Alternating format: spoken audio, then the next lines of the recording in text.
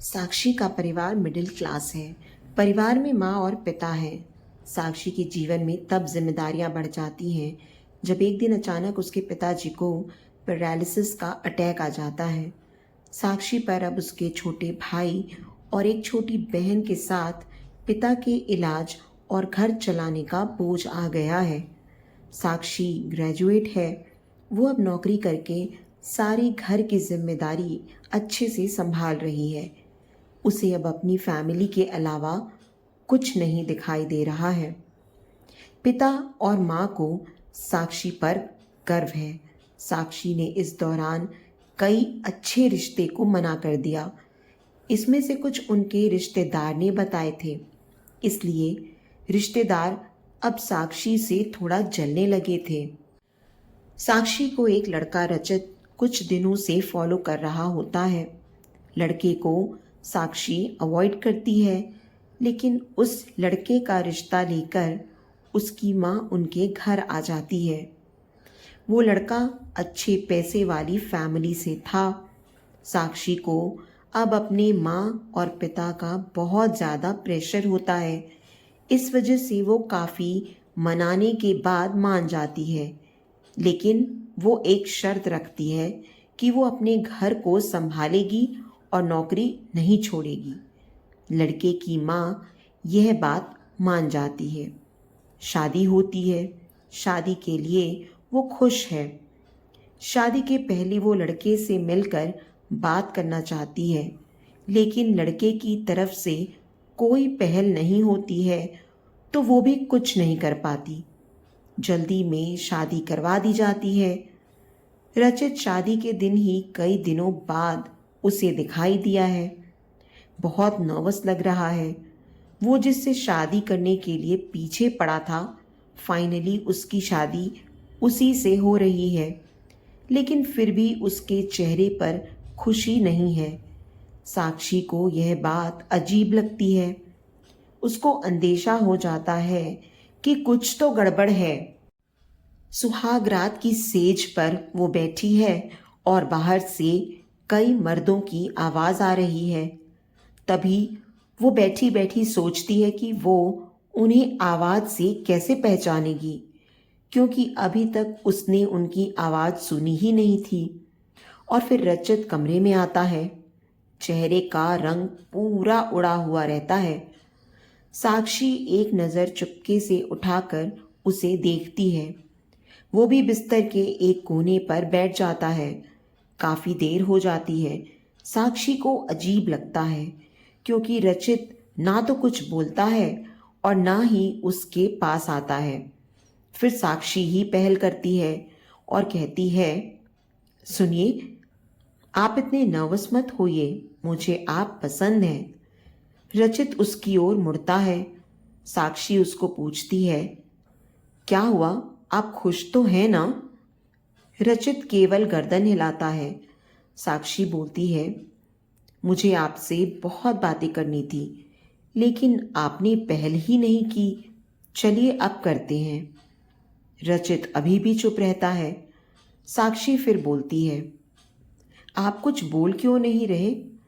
रचित की आंखों में अब आंसू आ जाते हैं। साक्षी घबरा जाती है। क्या हुआ, मुझे बताइए तो। रचित अब साइन भाषा में बताता है कि वो बोल नहीं सकता। साक्षी को धक्का लगता है। वो चुप हो जाती है और रचित से दूर हो जाती है।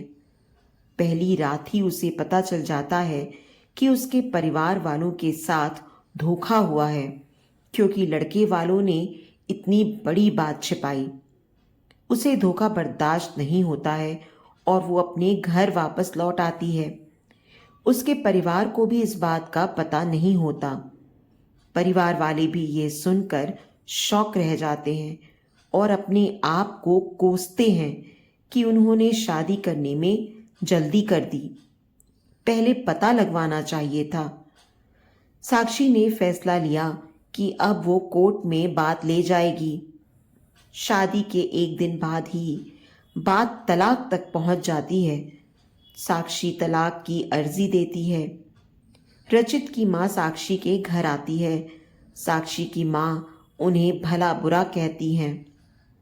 साक्षी उन्हें रोकती है। वो उनसे पूछती है, आपको ज़रूरी नहीं लगा इतनी बड़ी बात हमें बताना? रचित की माँ नीचे मुंह कर और चुप रहकर सारी बात सुन रही है। रचित की माँ कहती है कि मैं माँ हूँ और अपने बेटे का भला ही चाहती हूँ और उसके पिता भी नहीं है। रचित साक्षी को पसंद करता है, इसलिए वो साक्षी से शादी करना चाहता था। मैंने हिम्मत की बोलने की, मगर मैं कर नहीं पाई। फिर मुझे डर भी लगा, क्योंकि पहली बार उसने कुछ मांगा था मुझसे और उसने तो मुझे बोला था कि तुम्हें सब सच बता दूं, और मैं चाहती भी थी सब सच बताना, लेकिन मैं ऐसा नहीं कर पाई। मैंने रचित को भी झूठ बोला कि तुम सब सच जानने के बाद भी शादी के लिए मान गई हो, लेकिन शादी के पहले उसे पता चल गया कि मैंने उसको झूठ बोला है। पर तब तक देर हो गई थी, इसीलिए वो खुश नहीं था। साक्षी, शायद तुम मुझे समझ पाओ। साक्षी अभी भी गुस्से में है। वो बोलती है कि मुझे रचित के ना बोलने से कोई प्रॉब्लम नहीं है। गुस्सा इस बात का है कि आपने मुझे और मेरे परिवार को धोखा दिया, झूठ बोला, और वो मुझे बर्दाश्त नहीं। तलाक की अर्जी के बाद रिश्तेदार तो साक्षी और उसके परिवार की इस हालत पर खुश हैं। वहीं तलाक में अभी कुछ महीने का समय है। साक्षी अब अपने घर पर पहले की जीवन शैली पर लौट आई है। वो जॉब पर जाती है और कुछ दिनों बाद फिर रचित उसे दिखाई देता है। दूर से ही बस अब वो साक्षी को देखता है। साक्षी के ऑफिस के बाहर वो लगातार आता है। 15 दिनों तक साक्षी उसे अवॉइड करती है। फिर एक दिन उसके पास जाकर बोलती है, अब ये सब करने से कुछ नहीं होगा और मैं नहीं चाहती कि तुम कुछ नाटक करो, इसलिए यहाँ आना बंद कर दो, समझे? साक्षी की बातें वो सुन रहा है और वो साक्षी को इशारों में कॉफ़ी पीने को कहता है, लेकिन साक्षी वहाँ से चली जाती है।